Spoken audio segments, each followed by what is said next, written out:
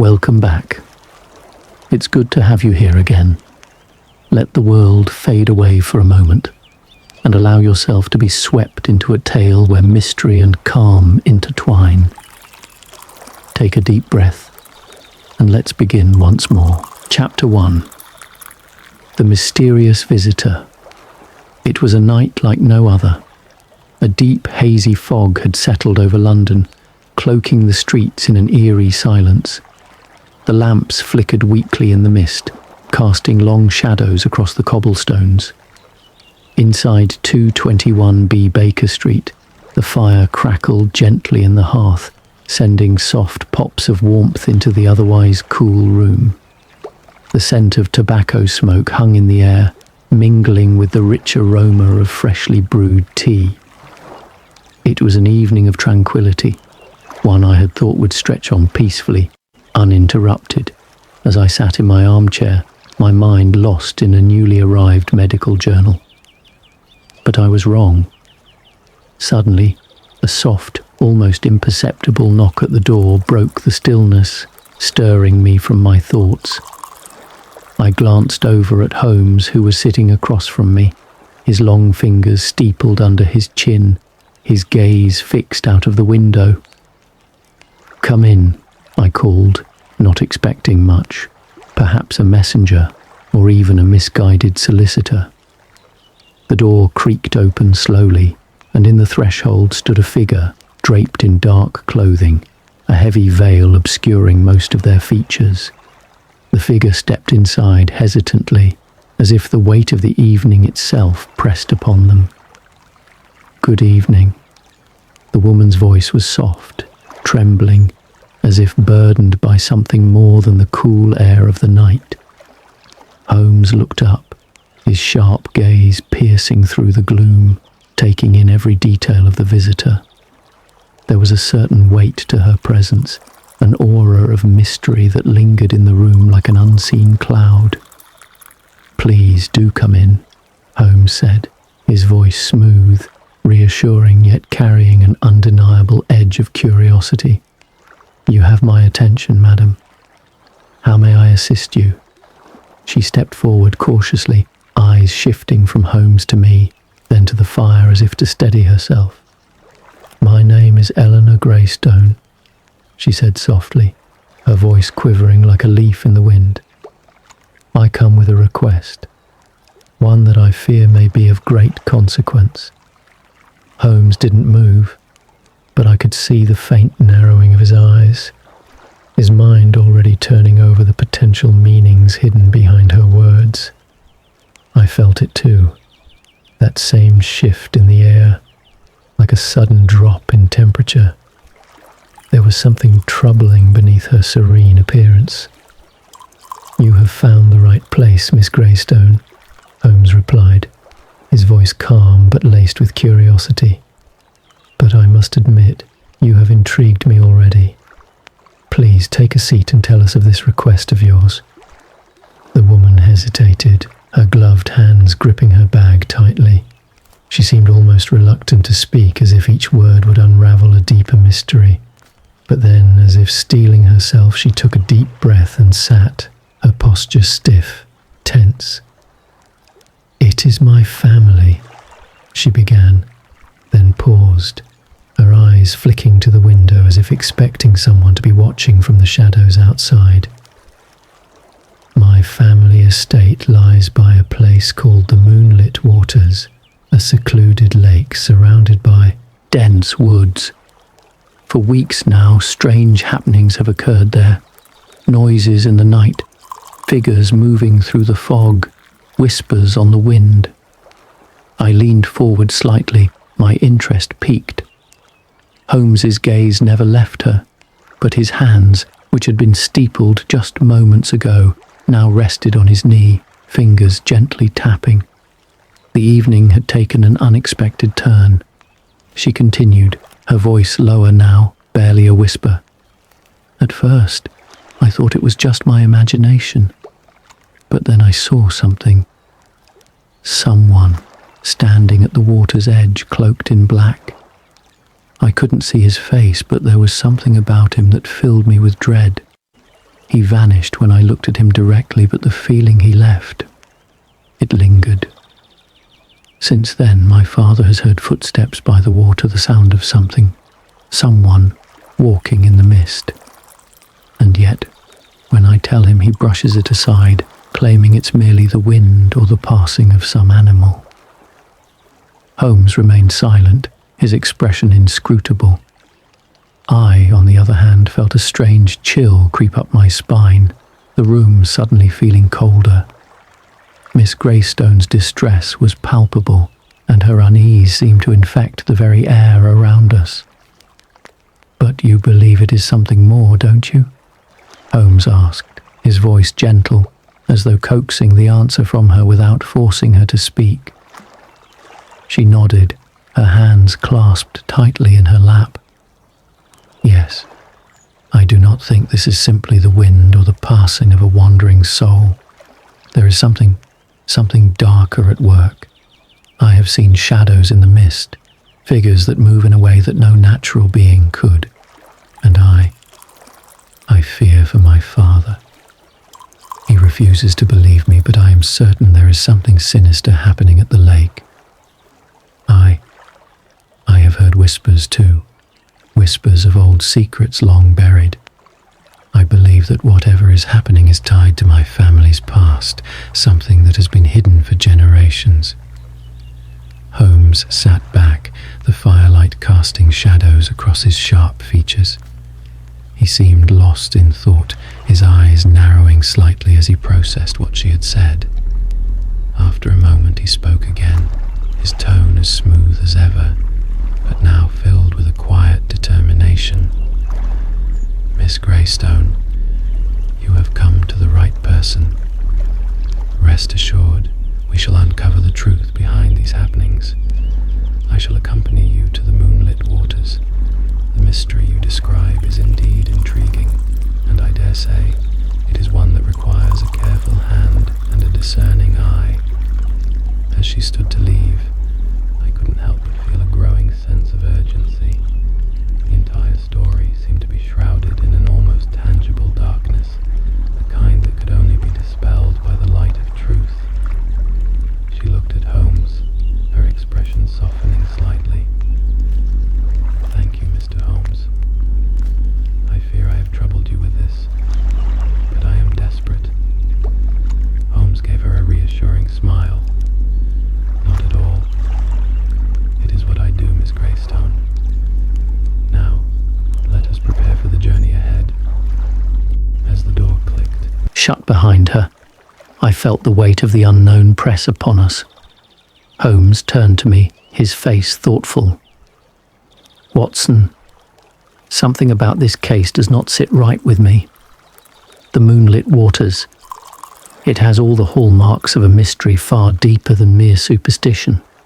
I nodded, a shiver creeping down my spine. "Do you think it's truly supernatural?" Holmes shook his head, his expression almost serene. "No, Watson. I do not believe in ghosts, but I do believe in secrets, and I suspect this one has been hiding for far too long."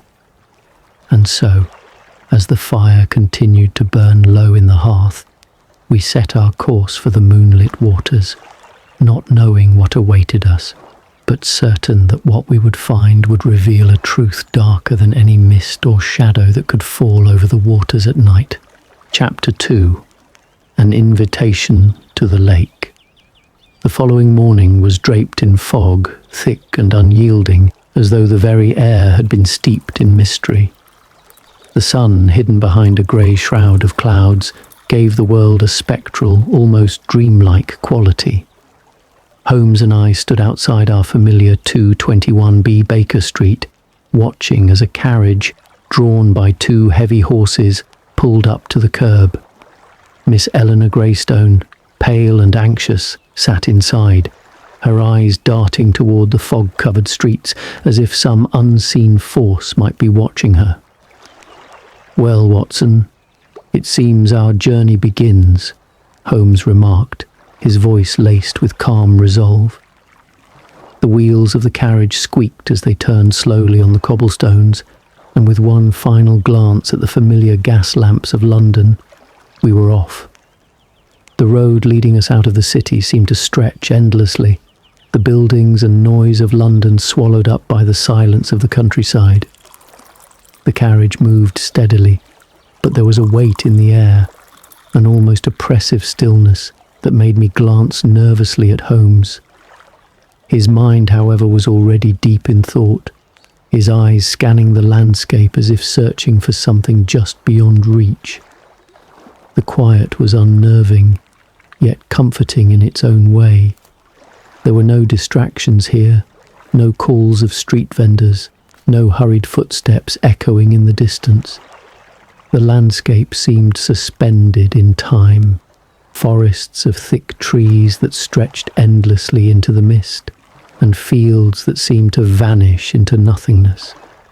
It was as if we were moving through a forgotten world, one that had been held in place by an ancient secret. "Tell me, Miss Greystone," Holmes said, breaking the silence, his tone soft but direct. "What precisely has your father told you about these strange occurrences by the lake?" Her hands were folded in her lap, her fingers trembling. "My father believes it to be nothing more than an old family legend. He insists that the lake is cursed, an old superstition passed down through the generations. But, Mr. Holmes, I fear there is more to it than that. My father is stubborn. He refuses to listen, even when I tell him about the figures I have seen in the mist." Holmes nodded, his expression distant. "And the whispers, Miss Greystone? Have you heard them yourself?" She hesitated, her lips parting slightly as she tried to find the words. "Yes, faint at first, but the closer I got to the lake, the clearer they became. It's as though they are coming from the depths of the water itself, a voice, but it isn't human. It's something else. I cannot explain it, but it fills me with such dread that I cannot ignore it." Holmes turned to me then, his eyes gleaming with the sharpness of a predator closing in on its prey. "The mind does not fabricate such things without reason. There is more to this mystery than meets the eye. We shall see it through, Watson." I nodded, though my own unease grew with each passing mile.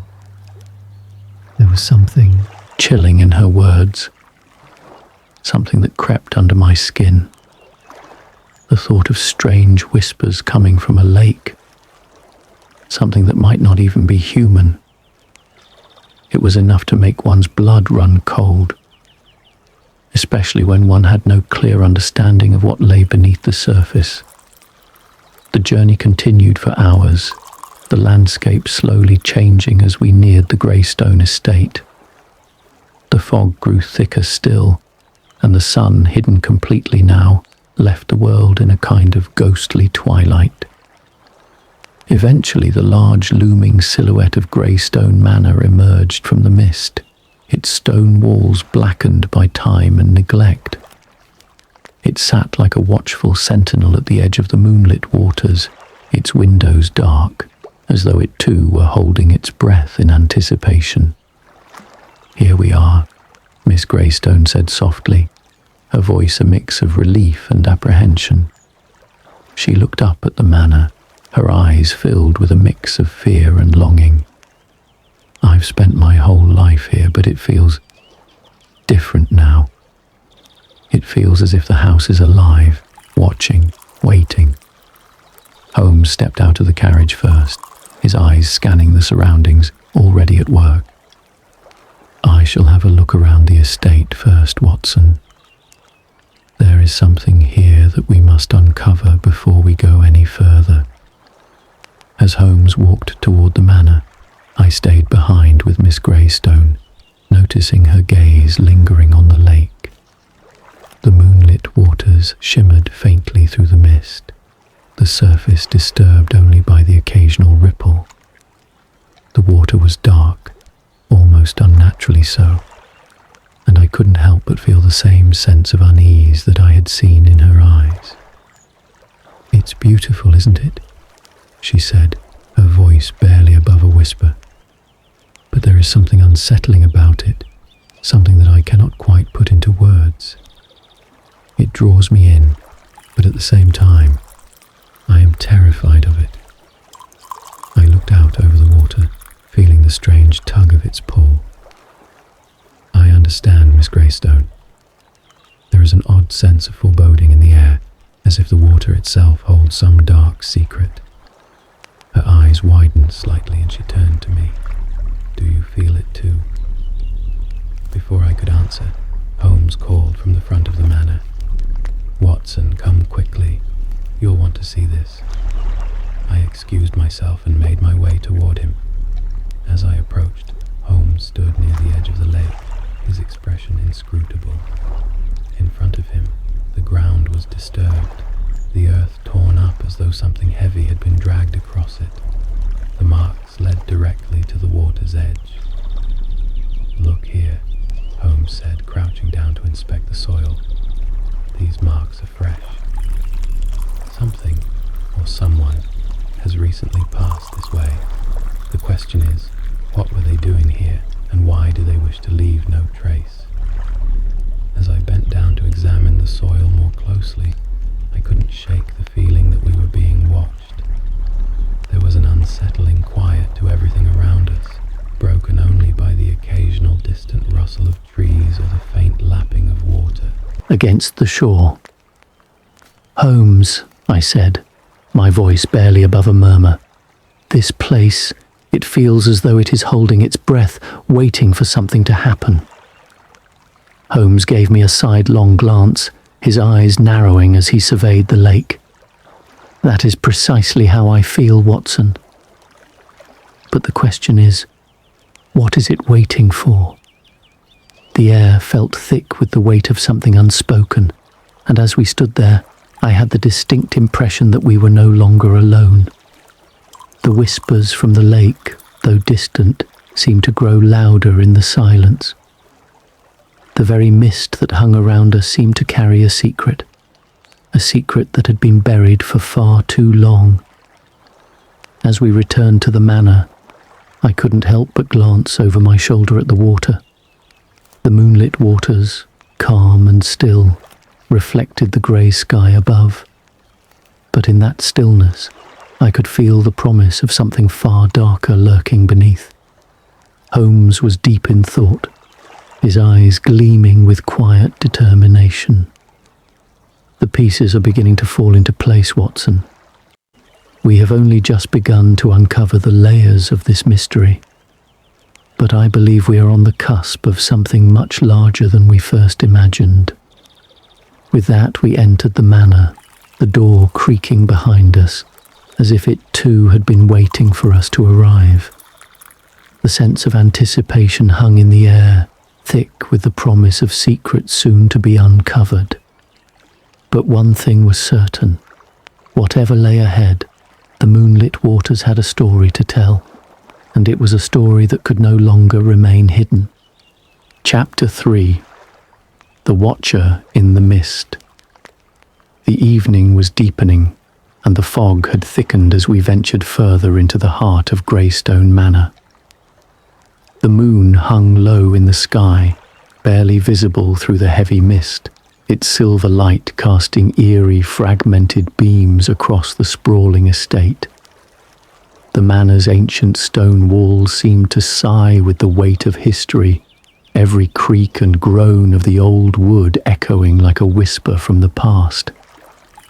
It was as if the house, and indeed the entire estate, was holding its breath, waiting for something or someone to make the first move. Holmes, as always, was quiet, his sharp mind already piecing together the fragments of this mystery. Yet I could see in his eyes that something deeper was at play, something that went beyond simple detection. We had come here in search of answers, but I could feel that the path we were on would not be so easily traversed. Miss Greystone led us into the grand drawing room, her steps measured, as though she was afraid to disturb the stillness that enveloped the house. The fire crackled softly in the hearth, but the room felt cold despite the warmth it offered. She motioned to the large armchairs by the fire and sat down, her hands folded tightly in her lap, her eyes distant. "I must warn you," she said softly, her voice barely above a whisper. "There are things in this house, things my father has never spoken of, things I've only glimpsed in the shadows, but tonight I believe you will see them too." Holmes leaned forward, his eyes never leaving her face. "What do you mean, Miss Greystone?" "What things?" She hesitated, glancing toward the window as if some hidden truth was just outside, waiting for her to speak. "It's the lake," she said at last. "It's always been the lake. At night, when the mist settles and the moonlight dances on the water, I see something, standing at the water's edge, just beyond the trees, watching. But when I look again, it's gone, like it was never there. My father doesn't believe me, of course. He says it's just my imagination, that the fog plays tricks on the eyes. But it's not just the figure I see, it's the feeling, a coldness, a presence." Holmes studied her for a long moment, his expression inscrutable, before he stood and crossed the room toward the window. "There's always more to these things than meets the eye," he said, his voice low and contemplative. "The mind plays tricks, yes, but it also sees truths the heart cannot deny. We will see what lies beneath this particular mystery." We all stood in silence, the fire crackling gently in the hearth, but the room still heavy with tension. The clock on the mantel ticked steadily, marking the passage of time, though it seemed to slow in the face of the growing unease. Outside, the mist curled around the edges of the window like spectral fingers, and for a brief moment, I could almost imagine the shadows of figures moving just beyond the glass. Holmes turned suddenly, as if a thought had just struck him. "Miss Greystone, you mentioned your father. Is he here tonight?" She shook her head, her dark hair falling across her shoulders in soft waves. "No, he's retired to his study. He spends most of his time there, reading ancient texts or writing in his journals. He believes there's nothing more to the lake than a family legend, but he's never been out there at night. Not after what happened." "What happened?" I asked, my curiosity piqued. She bit her lip, as if torn between revealing something she knew would be difficult to explain. "Years ago, my mother drowned in the lake. They say it was an accident. She went for a midnight walk, and the mist took her. But there was no sign of struggle, no footprints, nothing. Just her body, floating in the water." Holmes's eyes narrowed, his mind clearly already working over the implications. "Your father never questioned the circumstances of her death?" Miss Greystone shook her head again. "He couldn't bring himself to. Not after losing her. He refuses to speak of it, but I know it haunts him. And the lake? He believes it holds the answer to everything." We fell silent for a moment, each of us lost in our own thoughts. The shadows outside grew longer as the night deepened, the mist outside the window thickening, curling around the trees like a veil.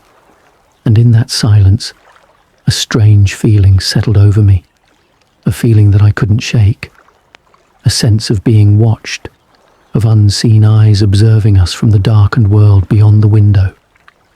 I glanced toward Holmes, and to my surprise I saw a rare flicker of unease in his eyes. "We must go outside," he said abruptly, his voice quiet but insistent. "It is time to see the lake for ourselves." We stepped outside, the chill of the night air biting at our skin as we made our way through the thickening mist. The path leading to the lake was narrow, barely visible through the fog, but Holmes moved with the confidence of one who had already mapped every step in his mind. Miss Greystone followed closely behind, her face pale and drawn, her eyes darting nervously toward the darkened woods that bordered the water's edge. As we reached the shore, the moonlit waters stretched out before us, shrouded in a thick blanket of mist. The water was eerily still, reflecting the faintest glimmer of moonlight, as if it held some deep secret beneath its surface. The air was damp and heavy with the scent of earth and water, and the only sound was the soft lapping of water against the shore. Holmes crouched down at the water's edge, his eyes scanning the surface. "There's something unnatural about this place," he muttered to himself, his voice barely audible above the faint rustling of the trees. "The water is too still. There's no ripple, no movement at all. As though it's waiting, I could feel the hairs on the back of my neck stand on end as the atmosphere thickened, becoming heavy with the weight of something unseen. Miss Greystone stood a few paces behind us, her gaze fixed on the water, her face pale, her breath coming in shallow gasps. "It's happening again," she whispered, her voice tight with fear. Before I could respond, Holmes stood abruptly, his gaze locked on something across the water. There, just at the edge of the trees, stood a figure, tall, cloaked in dark shadows, and motionless as the night around it. My heart skipped a beat. "Do you see that?" I asked, my voice thick with tension. Holmes nodded, his eyes narrowing as he studied the figure. "I see it, but it's too still, too deliberate. We must investigate, Watson. Miss Greystone, stay here. Do not move." Holmes moved swiftly, his footsteps silent on the damp earth. I followed closely behind, but as we neared the figure, it vanished as suddenly as it had appeared, slipping into the shadows of the trees without a sound. We stood in the stillness of the night, the fog curling around us, the figure gone. But the tension, the sense of being watched, remained. Holmes stood motionless for a moment, his gaze fixed on the now empty space. "There is something here, Watson," he said softly, his voice almost a whisper. "Something that is not yet ready to reveal itself." But we are getting closer. Miss Greystone had followed us, though she stopped a few feet away, her eyes wide with fear. What was that?" she asked, her voice trembling. Holmes turned to her, his face grave. "That, Miss Greystone, is what we are here to uncover. And I believe it is only the beginning." The air grew colder, and the mist thickened, surrounding us like a living thing. The night had only just begun, and already I could sense the terrible weight of the mystery pressing in around us, pulling us deeper into its dark embrace. And in that moment, I knew with certainty that whatever lay ahead, the answers we sought would come at a price, and they would be darker than anything we had imagined. Chapter 4. The First Clue. The night seemed to stretch on indefinitely, the mist that clung to the land like a shroud swallowing the world around us. I could feel it, thick and damp, seeping into my very bones, and despite the brisk chill of the evening air, the stillness around us seemed to grow more suffocating by the minute. The moonlit waters were dead quiet, the ripples of the lake now still as glass, reflecting only the faintest glimmers of moonlight that managed to break through the dense cloud cover above. Yet it felt as though the water itself held some deeper secret, a dark secret, one that perhaps only those brave enough or foolish enough could uncover. Holmes stood at the water's edge, his posture uncharacteristically tense. He stared out at the lake, his sharp eyes scanning the horizon, as though trying to decipher some hidden code in the way the mist curled around the trees. I stood beside him, my breath catching in my chest as the faintest flicker of movement caught my eye. A shadow, fleeting and subtle, slithered across the water's surface. But when I blinked, it was gone, swallowed by the fog. "I see it too, Watson," Holmes murmured, his voice barely more than a whisper, but with the weight of certainty in it. "We are not alone here." My heart raced, and a chill ran down my spine.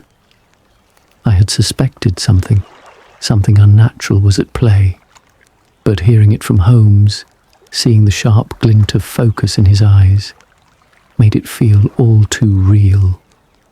There was a sense of unease growing within me, the kind that only comes when you know that you're standing at the edge of something far deeper than you could have anticipated. We had ventured to the lake, thinking that we might find some clue, some tangible piece of evidence that would explain the strange happenings Miss Greystone had described. But the longer we stood there, the more I realized that this case was no ordinary mystery. It was a puzzle with pieces that seemed to shift and change with every passing moment. "Holmes, what exactly are we looking for?" I asked, my voice low, as though speaking too loudly might disturb something ancient and dangerous. "What do you think is out there?" Holmes did not immediately answer. Instead, he crouched down, his gloved fingers brushing gently across the earth at the edge of the lake. His brow furrowed, and for a long moment, he was silent, his face a mask of intense concentration. The fog parted slightly, and the faintest flicker of moonlight illuminated a patch of ground where the earth had been disturbed, smeared mud, footprints half covered by the thick, damp soil. "This," Holmes said softly, almost to himself, "is where the mystery begins." I stepped forward, my pulse quickening as I bent down to examine the marks. They were unlike anything I had expected to find. The footprints, large, heavy, and uneven, seemed to lead directly into the water, but they did not disappear as one might expect.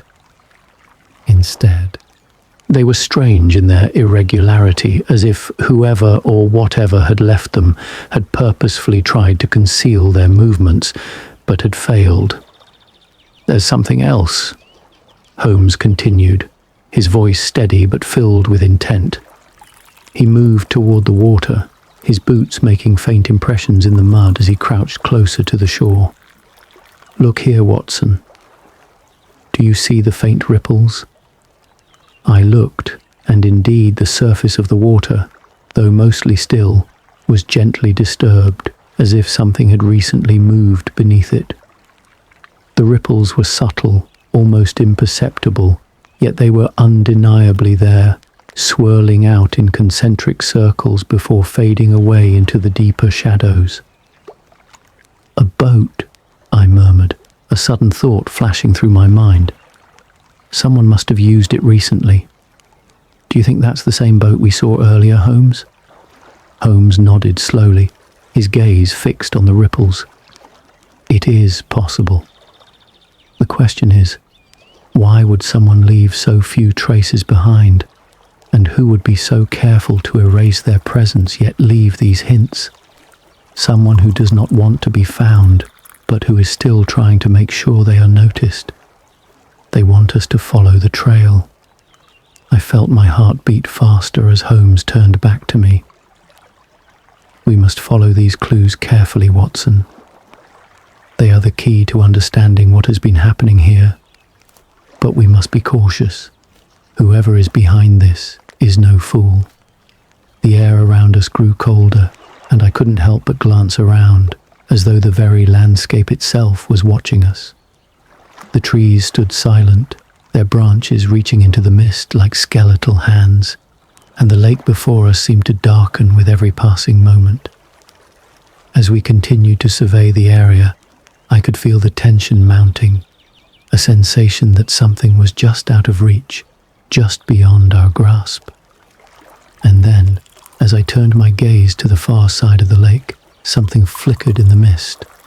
A figure standing perfectly still, just at the edge of the trees. For a brief moment I froze, my breath catching in my throat. But when I blinked, the figure was gone, swallowed by the thick fog.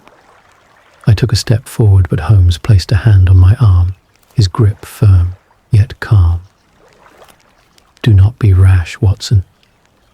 This is no coincidence. We are being watched." I felt a shiver run through me at the seriousness in his voice.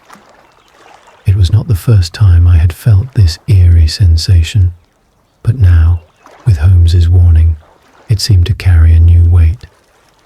I glanced around once more, but there was no sign of the figure, no shape in the mist, no movement beyond the trees. It was as if it had never been there at all. "Let's return to the manor," Holmes said, standing up, his tone gentle but authoritative. "We will continue our investigation from there, but I suspect our time here is growing short." We walked back slowly, the silence between us heavy, broken only by the crunch of leaves beneath our boots. Miss Greystone was waiting for us by the front door when we arrived, her eyes wide with apprehension, though she did not speak immediately. She seemed to be expecting us, as though she already knew that something had changed, that we had discovered something new. "We have found something," Holmes said quietly, his eyes meeting hers. "But I cannot say yet what it means." She nodded, her expression unreadable. "I know," she replied, her voice soft. "There is something in this house, something my father refuses to acknowledge. He thinks he can ignore it, that it will go away. But I fear it is too late, for that." Holmes's gaze softened slightly as he turned to me. "Indeed, Watson, we have only begun to scratch the surface. But I believe the true nature of this mystery is something far darker than we've anticipated, something ancient. And whatever it is watching us." As we stepped inside, the manor seemed to close around us like a darkened shell, the walls heavy with the weight of secrets long buried. The crackling fire in the drawing room did little to warm the chill that had settled in my bones, and though I knew we had made progress, I felt a deep unease stirring within me. Whatever was behind this mystery, it was only a matter of time before it revealed itself. And when it did, I feared nothing would ever be the same again. Chapter 5. The Watcher in the Shadows. The stillness of the night had settled deeply over the estate, the thick fog now weaving through the trees like a living thing, carrying with it the weight of something ancient and untold. Every step I took seemed to echo in the silence, my footsteps muffled by the mist that clung to the earth. It was as though the world itself had been muted, wrapped in a blanket of soft whispers that seemed to come from all around, yet not from anywhere at all. The air was thick with tension, and though the night was calm, there was an undeniable feeling that someone was watching. Holmes, ever calm, was ahead of me, his long coat trailing behind him as he moved with purpose. His eyes, sharp as always, were scanning the estate, his mind clearly piecing together the fragments of the puzzle we had found thus far. Miss Greystone had remained inside the manor, too afraid to venture back out, though I could sense her unease at being left behind. She had seen too much already, felt the weight of the unknown pressing on her with every passing hour. We had agreed to wait until midnight. Holmes believed that something would happen then, something we could not yet predict. It was the only way to make sense of the strange occurrences. Something, someone, was bound to reveal itself. And it seemed that Holmes's instincts were right. We stood by the water's edge once again, the moonlit waters stretching out before us like a vast, dark mirror. The air was cold, but it wasn't the chill of the night that made the hairs on my neck stand on end. It was the overwhelming sense of presence, as if the land, the water, the fog, they were all watching us, aware of our intrusion. I glanced at Holmes, but he was focused, his eyes fixed on the horizon, as though waiting for something to appear from the shadows. The lake was eerily still, no ripple, no sound, not even the faintest breeze to disturb the air. But in the silence, I could hear the faintest of sounds, the softest shuffle of footsteps, barely audible over the steady beat of my own pulse. I froze, my breath catching in my throat. "Holmes," I whispered, though I wasn't sure what I expected him to say. Was it possible that we were hearing things? Or was it simply the creeping of our own minds, inflating the weight of the mystery around us? "Did you hear that?" Holmes's response was quick and measured. "Yes, I did. Stay close, Watson." I could feel my heart pounding, my breath shallow as I stepped closer to him. The footsteps.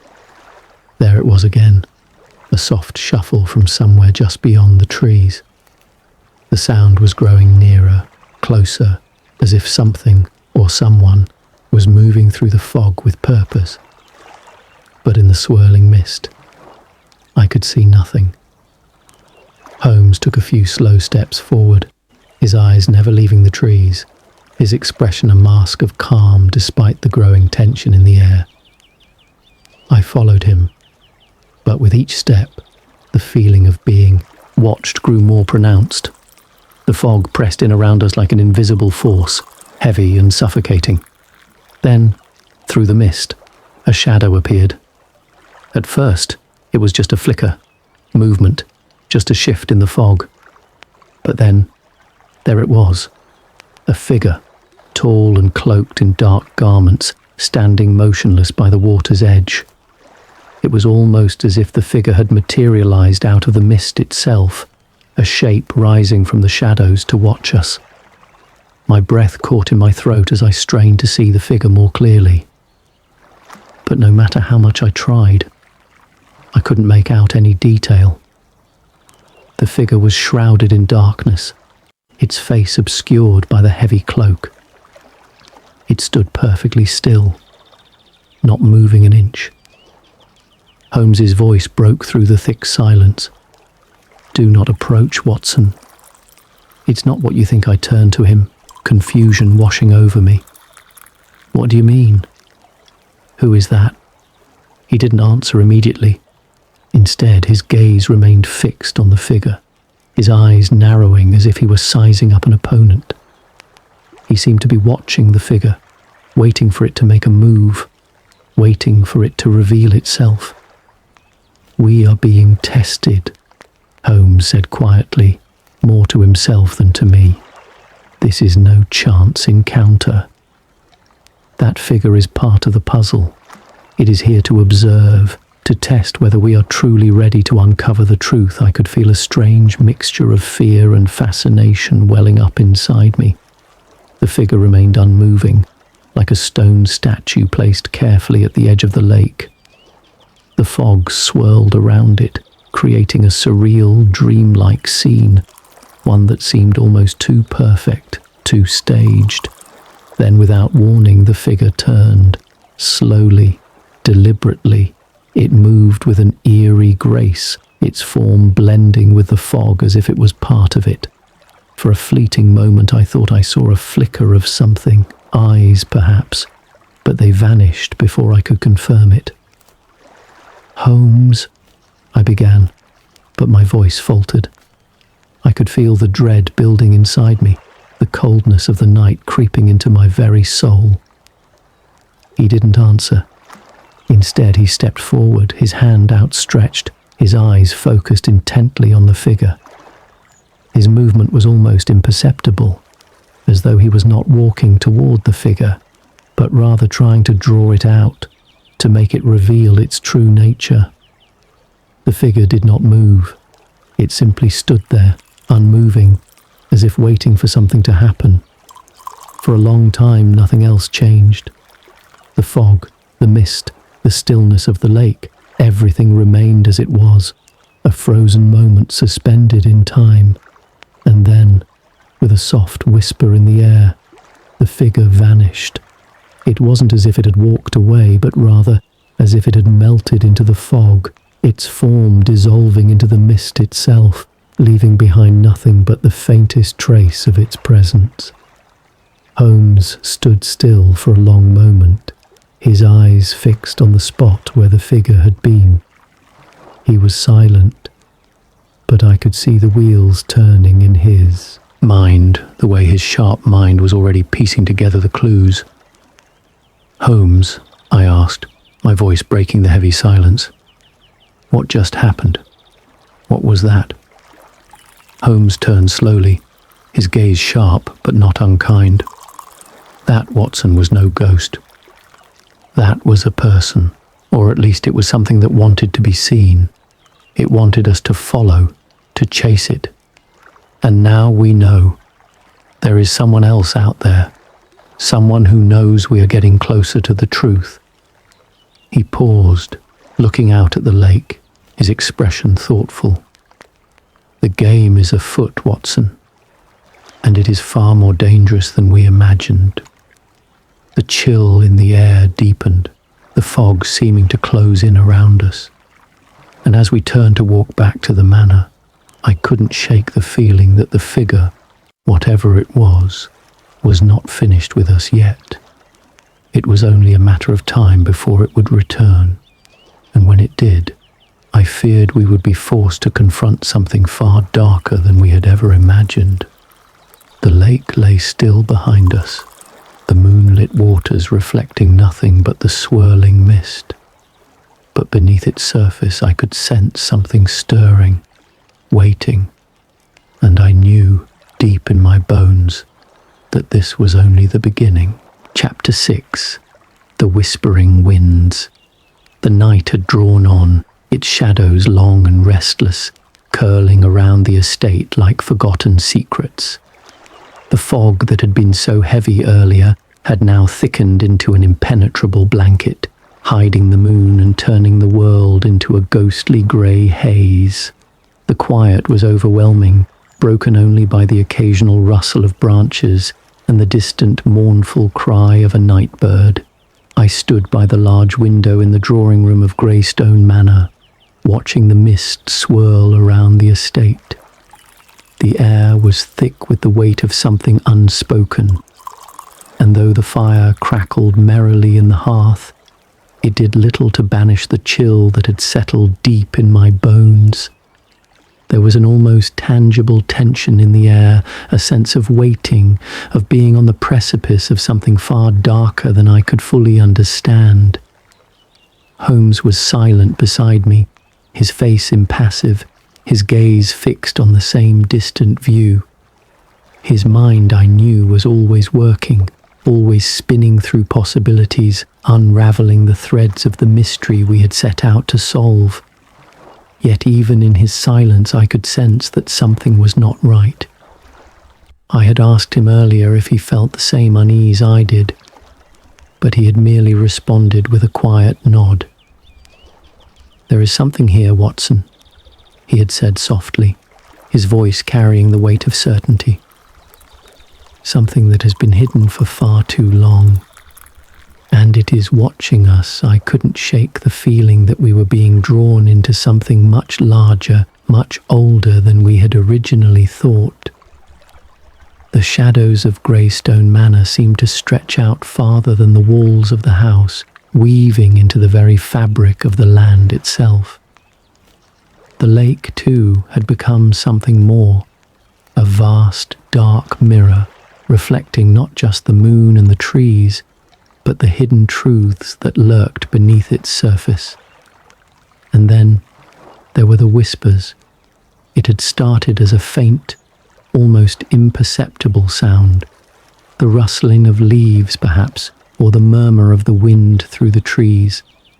But over the past few nights, I had heard them more clearly. The whispers seemed to come from the lake itself, as though the very water was alive, carrying some ancient voice across the stillness of the night. I had mentioned it to Holmes, but he had dismissed it with a knowing glance. "There is no wind tonight, Watson," he had said, his voice low, his eyes glinting with understanding. "But there is something out there, something that seeks to be heard." I shivered at the thought, the weight of his words lingering in the air long after he had spoken them. Holmes was rarely wrong when it came to matters of the unseen and the unknown, and I feared, now more than ever, that we were teetering on the edge of a revelation far darker than either of us could fully comprehend. The moment I had feared arrived quietly, almost imperceptibly. It was just after midnight, the clock in the drawing room chiming the hour with a soft echoing sound. I had been standing by the window again, my thoughts heavy with the mysteries that had yet to be uncovered, when I heard it, faint at first, like the soft rustling of paper, a sound almost too delicate to be real. But then it grew louder, more distinct. The whispers. They were unmistakable now, low and soft, carried on the wind, though there was no breeze. They seemed to be coming from the lake, no, from beneath the lake, as if the water itself were murmuring secrets to the world above. Holmes had been quiet, his gaze fixed on the fire, but he knew immediately what I had heard. Without a word, he stood and crossed the room toward the door, his movements slow, deliberate. I followed him, my heart pounding in my chest, though I had no idea why. The air was thick with anticipation, and I could feel the weight of the moment pressing down on me. Holmes opened the door with a quiet creak, and we stepped out into the night. The mist had thickened again, the world beyond the manor almost completely obscured by the fog. The lake lay ahead, dark and still, as though waiting for something to stir beneath its surface. The whispers were louder now, clearer, rising up from the water in a steady, rhythmic cadence.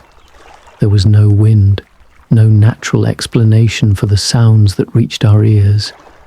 It was as though the lake itself was alive with the voices of those who had come before, ancient voices buried beneath centuries of time, rising now to be heard once more.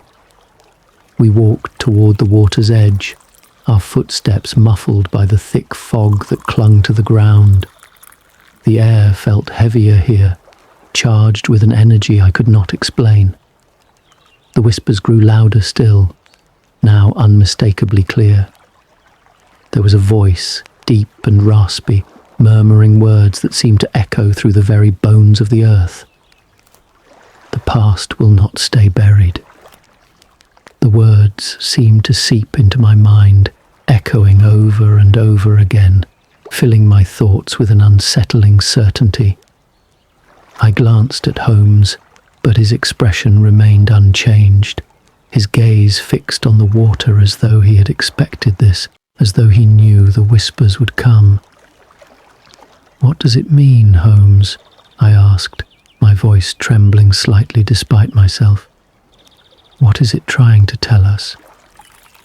Holmes's eyes remained focused on the lake, his face unreadable. "It means, Watson, that we are on the cusp of something much larger than we imagined. The voices from the past are not just echoes, they are warnings. Something happened here long ago, something that the lake remembers, and now it is calling us." The whispers seemed to intensify, swirling around us, their presence overwhelming, as though the very air was alive with the weight of what had been hidden.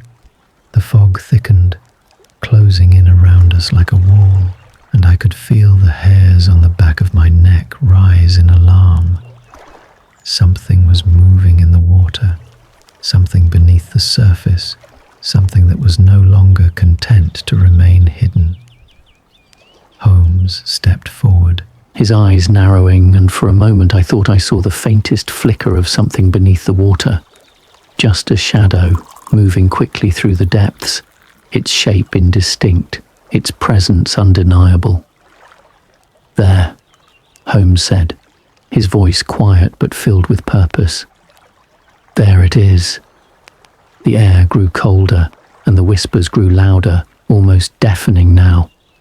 The lake, once so still, now seemed to pulse with life, its surface disturbed by unseen movements beneath. And as the whispers reached a crescendo, a shape began to form in the mist. A figure, faint at first, but growing clearer with each passing moment.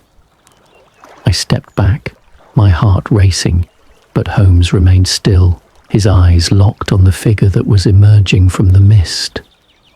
The shape grew more distinct, taking form in the fog, a tall figure draped in dark garments. It was standing at the water's edge, motionless, as though waiting for us to approach. It was then that I realized with a sickening lurch in my stomach, this was no ghost.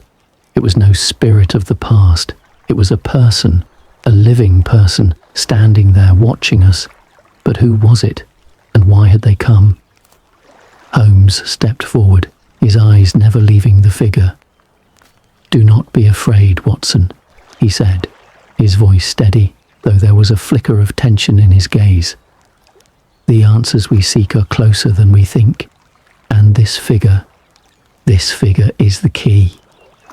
As we drew closer, the figure did not move, did not speak. It simply stood there, its form slowly becoming clearer, more defined in the fog.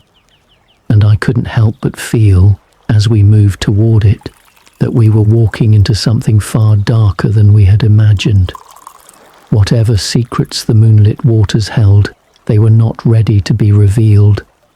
But we were getting closer, and with each step, I could feel the pull of the past growing stronger, the whispers louder, urging us onward into the unknown. Chapter 7. Beneath the waters. The air around Greystone Manor had grown even heavier, as though the house itself had become an unwilling participant in a mystery far greater than its crumbling walls could contain. The fog that surrounded the estate now seemed to cling to us, a presence as thick and oppressive as the secrets buried beneath the surface of the moonlit waters. Every step I took felt as though the land was reluctant to let me leave its grasp. Yet the pull of the lake, that unnerving force, tugged at my very soul, urging me onward. Holmes, as ever, was calm, his mind sharp, his eyes piercing through the gloom. Despite the growing tension and the thickening fog, he seemed at peace with the unfolding events, as if he could already see the answers hidden just beyond our reach. But for me, the night was full of shadows, shadows that threatened to swallow us whole if we weren't careful. There was something lurking beneath the surface of the lake, something that whispered to us from the depths, and I knew we had not yet uncovered the full truth. We stood now at the edge of the moonlit waters, gazing at the still black surface, the mist swirling like a living thing at our feet. The figure we had seen earlier, the one standing so motionless at the water's edge, had vanished as quickly as it had appeared, melting into the fog like a phantom. But the echoes of its presence lingered, as did the chilling whispers that now filled the air. They seemed to rise from the lake itself, soft and insistent, tugging at our minds with promises of forgotten truths. Holmes crouched down by the shore, his eyes focused on the water, his fingers tracing the surface, the subtle movements of the lake betraying something beneath. I stepped closer, my heart quickening in my chest. The lake was still, too still, as though the very earth itself was holding its breath. The ripples we had seen earlier had disappeared, leaving nothing but a silent, undisturbed surface. But the longer I watched, the more I felt the weight of something heavy and ancient pressing down on us. "Holmes," I began, my voice barely above a whisper. "What is it that you're searching for? What do you think is hidden here?" Holmes's gaze never wavered from the water, but I could see the slight twitch of his lips, a quiet smile playing at the corners of his mouth. "We are standing on the edge of something far older than any of us," he replied softly. "This lake has witnessed more than its fair share of secrets, Watson. And it is these secrets we must uncover." He stood suddenly, his expression turning grave. "The answers are beneath us. The lake holds more than just water. It holds the past. And we will find it." Before I could respond, Holmes motioned toward the boat we had seen earlier, hidden in the reeds near the shore. "Come, Watson. We must investigate further. The boat is the key." The boat, though weathered and old, appeared sturdy enough for us to use. As we climbed into it, the small vessel creaked under our weight, but it held firm. Holmes took the oars, his movements smooth and practiced, while I sat quietly beside him, my mind swirling with unanswered questions. Every small sound, the splash of the oar in the water, the soft creak of the boat, seemed to magnify in the thick silence of the night. We rowed further out into the center of the lake, the fog thickening around us until the estate and its towering trees seemed to fade into nothingness, swallowed by the mist. The lake stretched out before us like an endless void, its surface barely visible beneath the thick layer of fog that hovered above it. It felt as though we were drifting in a forgotten world, detached from time itself. Holmes stopped rowing, his eyes scanning the water, his face set in intense concentration. I followed his gaze, my heart pounding in my chest, unsure of what he expected to find. The air around us seemed to hold its breath, the only sound the quiet lap of the water against the boat.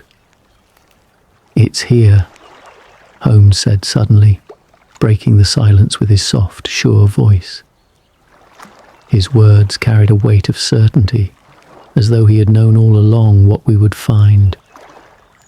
I looked down at the water's surface, barely visible in the low light. There was something beneath it, moving in slow, deliberate circles. I could feel my pulse quicken, my senses alert as I strained to see what Holmes had spotted. "There," he said again, pointing to the water. "Do you see it, Watson?" I leaned over the edge of the boat, my breath catching in my throat. At first it seemed like nothing more than a shadow, a dark form shifting just below the surface. But as I focused, I could make out the faint outline of something large, a shape, a form, a dark mass moving just beneath the water. It was as if something was stirring in the depths, its presence undisturbed by the stillness above. Holmes didn't hesitate.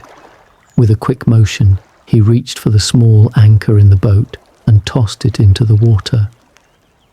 The boat gently bobbed in place, the soft movement causing the shadow beneath us to shift slightly. I turned to Holmes, my voice barely above a whisper. "What is it? What is that thing beneath the surface?" Holmes's face was unreadable, his eyes fixed on the spot where the shadow had been. "The question, Watson, is not what it is, but why it's there, and what it has been hiding." Without a word, Holmes reached into the boat and retrieved a long rope, tying one end to the oar. He looked at me, his expression serious. We need to pull it up, Watson. Whatever is down there, it is not meant to remain hidden. I watched, my heart racing, as Holmes expertly tied the rope to the oar and cast the other end into the water. We both watched in silence as the rope disappeared into the depths of the lake, the shadows below growing darker with every passing second. The boat rocked gently in the water, the only movement in the otherwise stagnant air. For a moment, nothing happened. The silence stretched on, suffocating, pressing in around us. But then with a soft tug, the rope jerked, pulling sharply at Holmes's hands. "It's caught," he murmured, a hint of excitement in his voice. "Hold on, Watson. We are about to uncover what lies beneath." Holmes pulled on the rope with steady force, and for the first time, I could see something emerging from the water. At first, it was just a faint shape, a dark mass rising slowly from the depths. But as it broke the surface, I gasped in shock. It was a chest, old, weathered and covered in seaweed, its edges frayed and chipped from centuries of exposure to the water. The wood was dark, almost black, and though it appeared fragile, it held firm as Holmes continued to pull it towards the boat. With one final heave, Holmes managed to drag the chest into the boat, its weight heavy and unnatural, as though it contained something far more than just wood and metal. I stared at it, my breath coming in shallow gasps, my mind racing with the possibilities. Holmes sat down carefully beside the chest, his fingers hovering over the lock. He glanced at me, his expression serious. "Whatever is in here, Watson, will answer many of our questions. But we must be prepared. The past does not yield its secrets easily." With a steady hand, Holmes unlocked the chest. As the lid creaked open, the air seemed to grow even colder, the whispers from the lake rising to a fever pitch, filling the boat, the mist, the very world around us. Inside the chest, wrapped in layers of old cloth, was a collection of documents, faded letters, maps, and strange ancient symbols. But what caught my attention most was the object lying at the bottom, a small, intricately carved box. Its surface was adorned with strange markings, symbols I had never seen before. It was this box that seemed to pulse with an energy of its own, as if it had been waiting, hidden beneath the water, for centuries. Holmes's fingers hovered over the box, his eyes filled with a mixture of awe and caution. "This," he said softly, "is the key to everything." I could feel the weight of his words settle over me, and as we sat there in the boat, the world around us seemed to fade into nothingness. The whispers from the lake grew louder, more insistent, as if the lake itself were calling us to open the box and discover its secrets. But as we reached for the box, I could not shake the feeling that we were not alone. The lake was still. The mist was thick. But something was stirring, watching us from the depths. And whatever it was, I knew we had only just begun to uncover the truth. Chapter 8. The Hidden Secret. The cold, damp air of the lake wrapped around us like a heavy shroud, pressing down with a quiet, relentless weight. The boat rocked gently, though the water was still, almost too still, as if the lake itself were holding its breath. In the center of the boat lay the chest, its dark wood now exposed, its secrets waiting to be revealed. The whispers from the depths had not ceased since we hauled it aboard. They had only grown louder, more insistent, urging us onward, urging us to open the box within. Holmes sat across from me, his gaze fixed on the chest. His usually unflappable demeanor had softened slightly, his mind clearly deep in thought. The chest, its lock now broken, had revealed something far more intriguing than mere old documents. There at the bottom was a small box, intricately carved with symbols I had never seen before, symbols that seemed to shimmer faintly in the dim light. I glanced at Holmes, waiting for him to make the first move. But he remained still, his fingers lightly tracing the edge of the box. There was a quiet tension between us now, a silent understanding that whatever lay within this box would be more than we could have anticipated. The air around us seemed to pulse with a sense of anticipation, the whispers from the lake now blending into a soft hum like the echoes of a forgotten melody. For a long moment neither of us spoke. The fog around us was so thick it seemed to block out everything beyond the boat, the trees, the distant manor, even the stars above. It was as though we were suspended in time, trapped in a moment that was neither past nor present, waiting for the answers that lay hidden in the box. Finally, Holmes broke the silence, his voice soft but carrying the weight of certainty. "Watson, there are moments in life when we encounter something that transcends logic, when the mind cannot grasp what the heart already knows. This is one of those moments." His words hung in the air, and for a brief second, the world outside seemed to fade. It was as if the fog itself had thickened, pulling us further into the mystery, deeper into the layers of time and secrets that lay buried beneath the surface of the moonlit waters. Holmes's fingers gently slid under the small box, his movements careful, reverent. The moment his touch made contact, I felt it, something, as if a charge had passed through the air, a slight crackle of energy, so faint it could have been my imagination. But it wasn't. I could feel the pull of the box, as though it were alive in its own right, beckoning us to unlock it, to uncover what had been hidden for so long. With a deep breath, Holmes lifted the box, turning it slowly in his hands. The carvings on its surface seemed to shift in the dim light, their shapes fluid, as if they were not fixed in time, but part of a living, breathing mystery. The symbols were strange, cryptic, like the language of a forgotten civilization. And for the first time, I wondered if what we were dealing with was not just a simple family secret, but something far older, something that predated the very history of the manor. The box had no key, no obvious lock, but as Holmes examined it, I could see the faintest outline of a mechanism hidden within the carvings. His eyes narrowed, and he ran his fingers carefully over the symbols, pressing in certain places, as though searching for something that could release the hidden contents within. There was a moment of stillness, an agonizing pause, before the faintest click echoed through the boat, and the box slowly creaked open.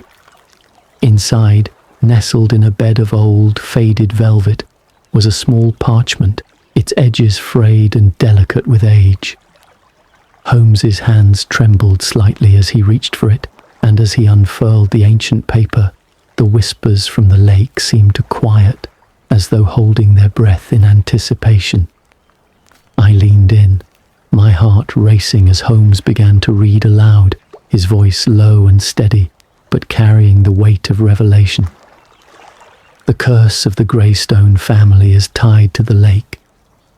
Beneath the moonlit waters lies the key to its power. He who possesses the box holds dominion over the lake's secrets, and with it comes the choice. Holmes paused, his voice faltering for the first time. He looked up at me, his expression unreadable. "The choice, Watson." "What choice?" I felt my chest tighten, my breath shallow, as I looked at the parchment, the cryptic words hanging in the air between us. It was as though the very fabric of the universe had shifted, revealing a deeper, darker truth. The box, this strange, ancient box, was not just a family heirloom. It was a key to something far more sinister. "What is this curse, Holmes?" I asked, my voice barely above a whisper. "What does it mean, the key to its power?" Holmes stared at the parchment for a long moment, his brow furrowed in thought. The fog around us seemed to close in, the lake eerily silent once more, as though waiting for the answers to come. And then, with a sudden movement, Holmes stood, his eyes locked on the water. "We've only just uncovered the surface of this mystery, Watson," he said quietly, almost to himself. "But the truth of the Greystone family, their connection to this lake, it runs deeper than we could have imagined." I stood beside him, my gaze following his to the water's edge. I could feel it now, the pull of the lake, the sensation that something was watching us from beneath the surface. The whispers had stopped, but in their place there was a sense of anticipation, a stillness that felt almost alive. Holmes turned to me, his eyes gleaming with the same quiet intensity they always held when he was on the verge of a revelation. "We must go deeper, Watson. The answers we seek lie beneath the waters, hidden in the very depths of the lake itself. This box, it's not just a key, it's a map. A map." Repeated, my mind racing to catch up with the rapid fire of Holmes's thoughts. "A map to what, Holmes?" I asked, unable to hide the tremor in my voice. "What lies beneath?" Holmes's gaze shifted back to the lake, and for a moment I thought I saw something flicker in the distance, something shifting just beneath the surface of the water. It was faint, barely perceptible, but it was there. "There is no time to waste," he said softly, his voice carrying the weight of a truth that had been buried for far too long. "The lake holds its secrets, Watson, but with this box we can unlock them. The curse, it is not just a tale, it is a warning." The boat rocked gently as we sat in silence, the lake stretching out before us, its surface dark and still. The fog thickened, curling around the boat like a living thing, and I could feel the weight of the moment pressing in on me. The lake was waiting. The secrets of the Greystone family were waiting. And in that moment, I knew with a deep, unsettling certainty that whatever lay beneath the surface, we were about to uncover it. The mystery had only just begun. Chapter 9. The dark history of the Greystone family. The hour had grown late, though the fog seemed to erase the passing of time. It hung thick in the air, settling into every crack and crevice of Greystone Manor, as though the very house was swallowed by it. Inside, the warmth of the hearth flickered, casting a soft golden glow across the room. But the chill from the lake had followed us back into the manor. It clung to us, seeping into the walls, a constant reminder that something was lurking just beyond the surface, something waiting to be unearthed. Holmes sat across from me in the drawing room, his mind focused intently on the small box we had retrieved from the depths of the moonlit waters. The parchment we had found inside, with its cryptic warning, lay open on the table between us. The soft light from the fire flickered across the faded ink, the words seeming to pulse with a strange, almost otherworldly energy. I watched as Holmes's fingers gently traced the symbols on the parchment, his eyes narrowing with concentration. The symbols were unlike anything I had ever seen, ancient and intricate, their meaning lost to time. Yet I could sense that Holmes was on the verge of something important. Every flicker of his expression, every subtle shift in his posture spoke of a mind unraveling the strands of a mystery that had been buried for far too long. "There is more to this, Watson," Holmes said softly, his voice low but filled with a quiet intensity. These symbols are not just relics of an ancient language. They are the key to understanding the curse that has plagued the Greystone family for generations. I leaned forward, my curiosity piqued. What do you mean? How does this curse connect to the lake? And what does it have to do with the family? Holmes didn't immediately respond, his gaze still fixed on the parchment, his mind clearly elsewhere, moving through the layers of the mystery. It was as if he could see beyond the ink on the page, beyond the written word, into the very heart of the puzzle. The curse is not just a superstition, Watson, Holmes finally said, lifting his gaze to meet mine. It is a part of the Greystone family's history, woven into the fabric of their very bloodline. And the lake is the center of it all. I could feel my pulse quicken, a chill creeping up my spine at his words. It had always been clear that the lake was more than just a feature of the estate. It was a silent, watching presence, a place where the past lingered, whispering its secrets to those who dared listen. But now, with Holmes's words, the air between us seemed to grow heavier, thick with the weight of something ancient, something dark. "Tell me, Holmes," I asked, my voice low with apprehension. "What is it about the lake? What happened to the Greystone family?" Holmes stood suddenly, his sharp movements cutting through the thick air of the room. He paced for a moment, his hands clasped behind his back as his mind worked, unraveling the threads of history. I knew that when Holmes was deep in thought like this, no stone would remain unturned. Every fact, every clue, no matter how small, would be connected. The Greystone family, Watson, was not always as it seems, Holmes began, his voice steady but filled with a quiet urgency. In fact, their rise to prominence was tied to something far darker than any of them would have known. He paused for a moment, turning to face me, his eyes gleaming with an intensity that only Holmes could possess. The family came to Greystone Manor generations ago, founded by a man named Edmund Greystone. He was a brilliant, ambitious man, but one who dabbled in things that even his time would have considered forbidden. The lake, the moonlit waters, was not just a natural feature of the land. It was a place where Edmund believed he could harness power from beyond the living world. Holmes's words sent a shiver down my spine.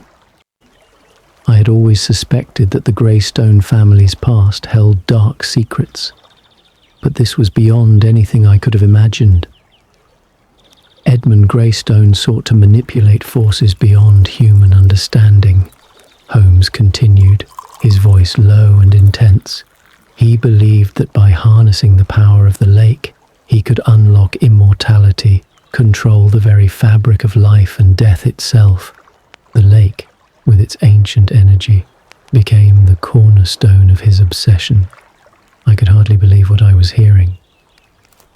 "You mean to say that Edmund Greystone, the founder of the family, was trying to control death itself?"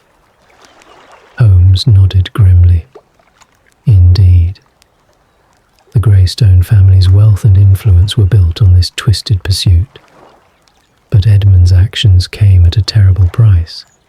There were rumors of strange rituals, of sacrifices made in the depths of the lake, all in the name of unlocking the secrets of immortality." A silence hung heavy in the air. I could feel the weight of Holmes's words pressing down on me, as though the very room had become a part of the dark history of Greystone Manor. The whispers from the lake seemed to return in the distance, faint but unmistakable. "What happened?" I asked, my voice barely more than a whisper. "What did he discover?" Holmes's gaze darkened, and for a moment I saw a flicker of something almost regretful in his eyes. Greystone succeeded in his quest, but not in the way he had hoped. He discovered the power he sought, yes, but at a cost far greater than he had ever imagined. The rituals he performed did unlock something within the lake, something old, something dark, and it came for him.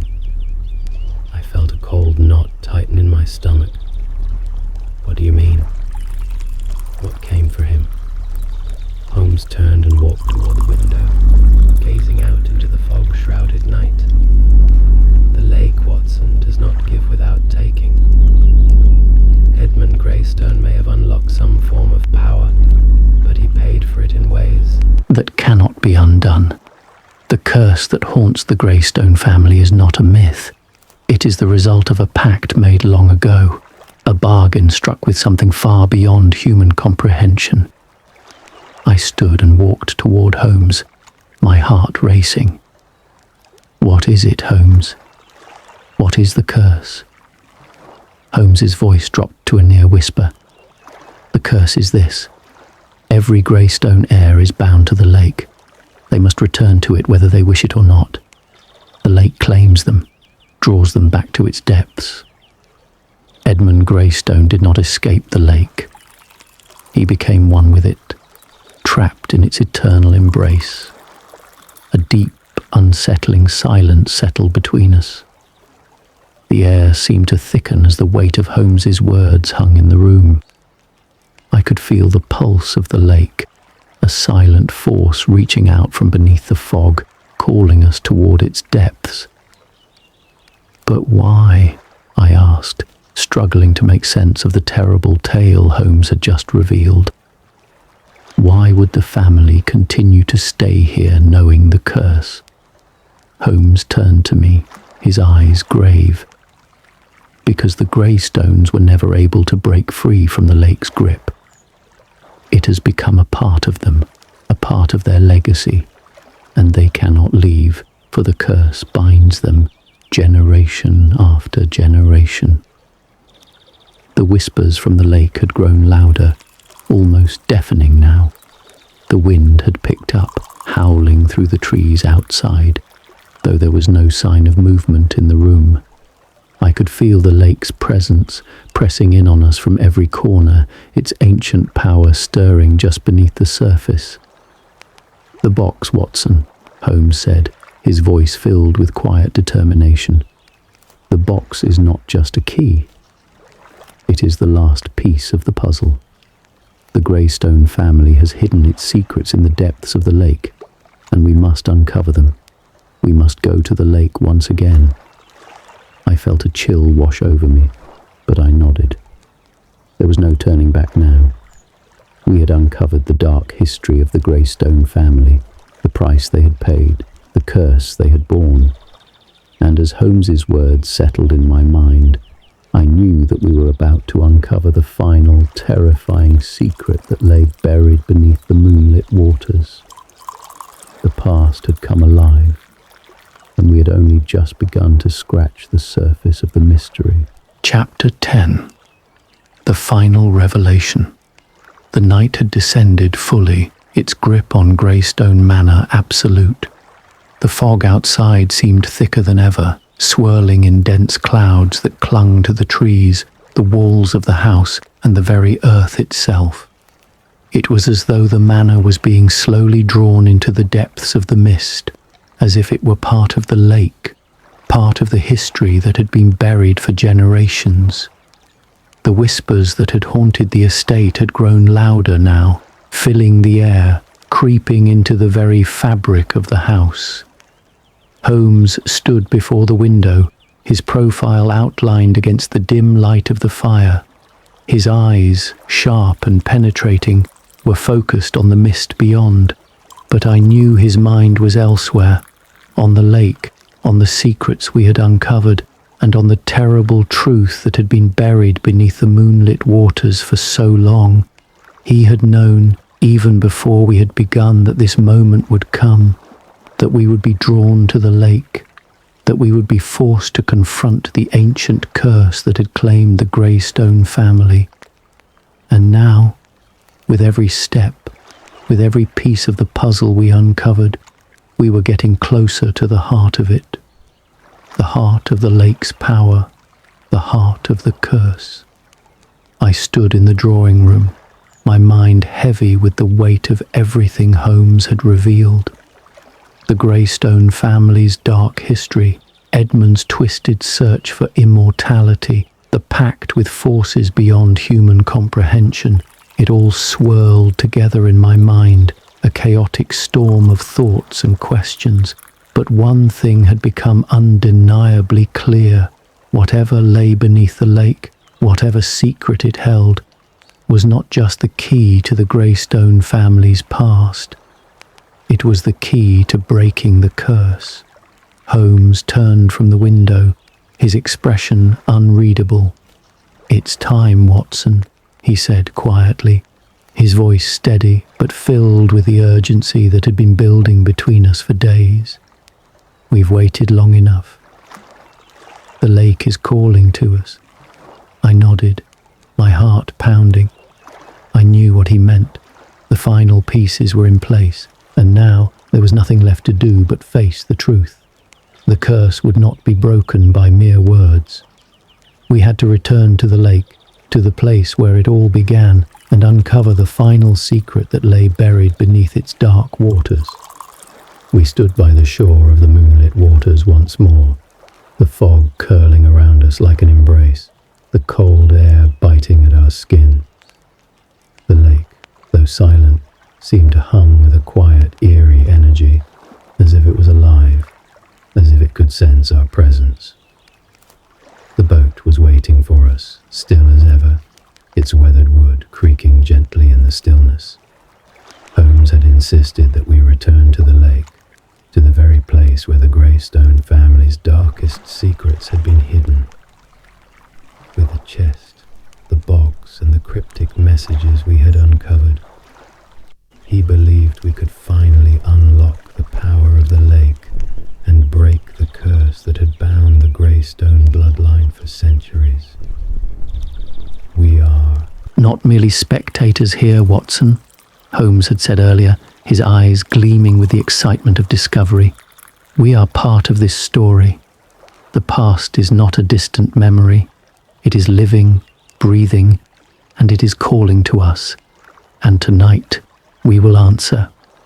We climbed into the boat, the small vessel rocking gently as we set off into the mist. The fog had thickened further, and the world around us seemed to have shrunk into nothingness. The only sound was the steady dip of the oars into the water, breaking the stillness with rhythmic precision. But beneath the calm surface of the lake, I could feel it. The pulse of something old, something powerful, waiting. Holmes rowed us out into the center of the lake, his movements calm and deliberate. The fog pressed in around us, and for a moment it felt as though the world outside had ceased to exist, as though we were suspended in a timeless void. The only thing that mattered now was the lake, the secret it held, and the truth that we were about to uncover. As we neared the center of the lake, Holmes stopped rowing, his sharp eyes scanning the still waters. He reached into his coat pocket and pulled out the small, intricately carved box, the box that had been the key to everything. The symbols on its surface seemed to shimmer in the faint light of the moon, the strange markings pulsating with a power that seemed almost alive. "This is it, Watson," Holmes said softly, his voice low but filled with conviction. "We have come to the heart of the mystery." I felt a chill run down my spine as I looked at the box. It was as if the lake itself was watching us, waiting for us to unlock its secrets, to finally understand what had been hidden for so long. Holmes's fingers brushed the symbols on the box, and for a moment I thought I saw them shift, the markings changing in response to his touch. The air around us grew colder, and the water beneath the boat seemed to ripple, though there was no breeze to stir it. With a deep breath, Holmes opened the box. Inside, there was nothing at first, only an empty space. But as I looked closer, I saw something glimmering at the very bottom, something small and metallic. Holmes reached into the box and pulled out a single object, a small silver key. He held it up for me to see, the moonlight catching on its smooth surface, casting a faint glow. The key was unlike any I had ever seen, all ornate, with strange symbols carved into its surface, matching those on the box. It seemed to hum with energy, a quiet, almost imperceptible vibration. "This is it," Holmes said, his voice filled with awe. "The key to the lake's power." I looked at the key, then back at Holmes. "What does it unlock, Holmes? What does this key open?" Holmes's gaze was fixed on the key, his expression unreadable. "It opens the heart of the lake, Watson. The place where the power lies, the place where the curse began." Without another word, Holmes reached out and placed the key into the water, holding it there for a moment. The key seemed to pulse, as though responding to the lake, to the darkness beneath. And then, as if something beneath the water had stirred, the lake began to churn. The boat rocked violently as the water beneath us seemed to come alive. The whispers returned, louder now, echoing in our ears, rising to a fever pitch. The fog thickened, swirling around us like a vortex, as if the very world was collapsing in on itself. And then, as suddenly as it had begun, the water stilled. The lake was quiet once more. I looked at Holmes, my heart racing. He nodded, his face set in determination. "It is done, Watson. The lake has given up its secret." I turned to look at the water, and for the first time I saw it. At the very centre of the lake, beneath the calm surface, there was a faint glow, dim but unmistakable. The glow spread out in a wide circle, pulsing softly with an ancient power. "The curse is broken," Holmes said, his voice calm but filled with relief. "The Greystone family is no longer bound to the lake. The power that held them is gone." The whispers faded, the fog began to lift, and the night air grew still once more. As we made our way back to the shore, the weight of everything we had uncovered began to settle in. The Greystone family's dark history, the curse that had haunted them for centuries, and the terrible truth about the lake. All of it had come to light. The mystery had been solved, but the answers had come at a cost. We rowed in silence, the boat gently cutting through the water, the moonlight now breaking through the fog, casting a soft glow over the lake. The mist was lifting, and with it, the shadows that had clung to Greystone Manor for so long. The lake, once so dark and full of secrets, now seemed still, peaceful, its mysteries revealed, its power broken. And as we reached the shore, I knew that we had changed something fundamental, and that the course of history had shifted. Holmes turned to me, his expression serene. "It is over, Watson. But in the end, every mystery has a price." I nodded, the weight of the journey settling in my chest. The mystery of the moonlit waters had been solved. But I couldn't help but wonder what other mysteries lay waiting, hidden beneath the surface, waiting to be uncovered. And when the next mystery called, would we be ready to face it? For now, however, the answers we sought had been found. The lake had spoken, and the curse had been broken. The secrets of the Greystone family were no longer buried beneath the waters. And with that, the quiet of the night returned to Greystone Manor, the fog lifting, leaving behind only the faintest echoes of the past.